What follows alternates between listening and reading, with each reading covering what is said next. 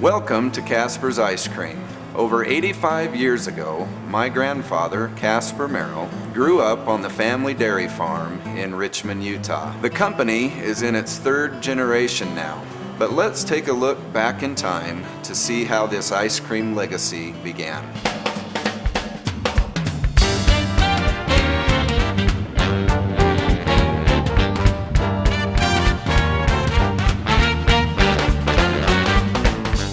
As a young man growing up in the Merrill family, working in the family business, it was always fun to hear the stories told of how Casper would take the ice that he'd cut from the river and make an ice and salt brine solution to help him freeze the ice cream prior to refrigeration being invented.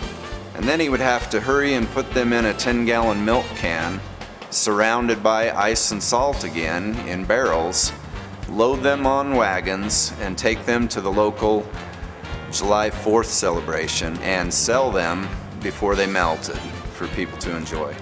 I think if there was one thing that I could say that my grandpa passed on to the following generations was that of hard work ethic and working on making the very best quality products for the consumer to enjoy.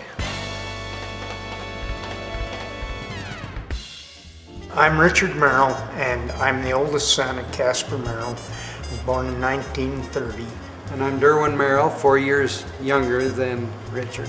I remember the two of us growing up and doing farming and making ice cream all at the same time. And Casper sold the farm to the church, and we packed up and become city boys. Full-fledged ice cream manufacturers. I can remember as a young boy, it was my job to dip the Cascos, and back then you'd have to pick them up one at a time. You'd pick one up, dip it in the chocolate, transfer it to this hand, pick up another one, dip it, well, this one's getting ready to nut, then nut that one, and then transfer and just keep going. And I could do 6 a minute that way. Now I think they do over 60 a minute. Yeah, I never could catch on to doing that way, so I was the one to defrost them out of the molds, and someone else would bag them and box them. Yeah, let you be the dipper. We worked in the, I forget what they called the room, where they sold ice cream too, and they had a little stand there where they could make ice cream. The Cascos, they had a pot that had chocolate, hot chocolate in, and a little table there, and we would dip the Cascos, we'd get them out of the freezer and then dip the ice cream in the chocolate and then roll it in the nuts on the table. And then we'd put it in a bag and put it in the boxes, and when the box was full we would put it in a little freezer that was in the wall there. And that was our job, we'd do that. Mildred Merrill, a relative of mine, worked with me too at times, and that was fun. We enjoyed it. I thought it was a lot of fun to work there. These brine barrels are where they would freeze down the ice cream, similar to homemade ice cream churns available now. The metal cylinders would freeze the mix, while the salt and ice would create a frosty reaction action. Once the ice cream was solid, the metal bucket would be dipped in warm water and dumped out onto the table to be cut. They would have to quickly cut the ice cream into blocks.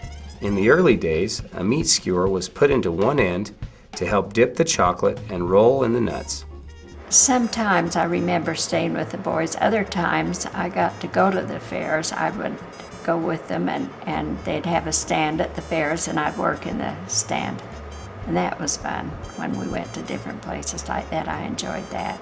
And it was fun to be around Casper and his family, and the children were smaller than young. And so it was fun to be around them. Casper was always a prankster. This is one story that is told over and over again. Lonnie Goodfellow here with the Casper's Radio Hour. Our guest today is Gordon Henley, here to tell us about the Great Freeze of 1933. When I was just a sprout, During the Great Depression, my friends and I would walk 5 miles to Casper's ice cream store whenever we had 2 nickels to rub together. One time, good old Casper himself had a challenge for us. He said, "If you boys can eat an entire pint of ice cream in under a minute, you'll get another pint. Free!" Oh, what a deal. We took the challenge and dove into our pints. Let me tell you, we had been tricked. After 4 huge bites of Casper's cold sweet ice cream, we were rolling on the floor, holding our heads with a giant brain freeze. The great freeze of 1933. Casper just laughed and gave us our free pints anyway. I can still hear him. Ice cream works every time.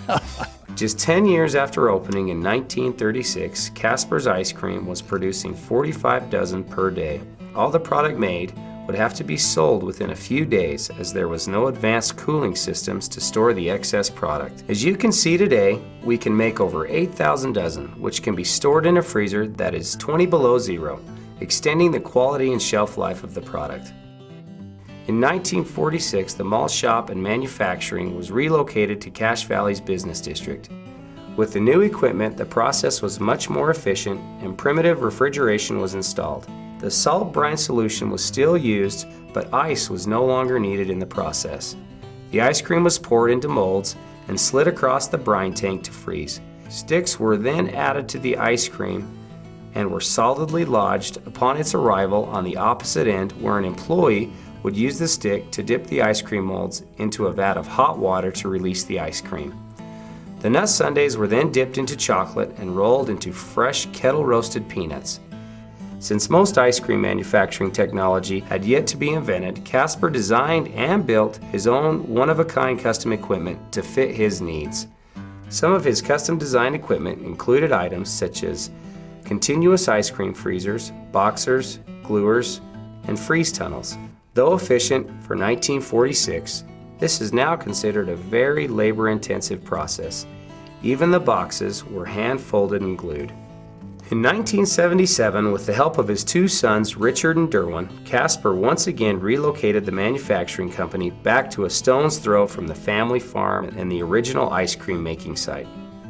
Once again, Casper invented an updated process for this facility. Unlike any of its kind currently used, this process takes ice cream on continuous stainless steel belts stretching a 1/4 mile through a freeze tube.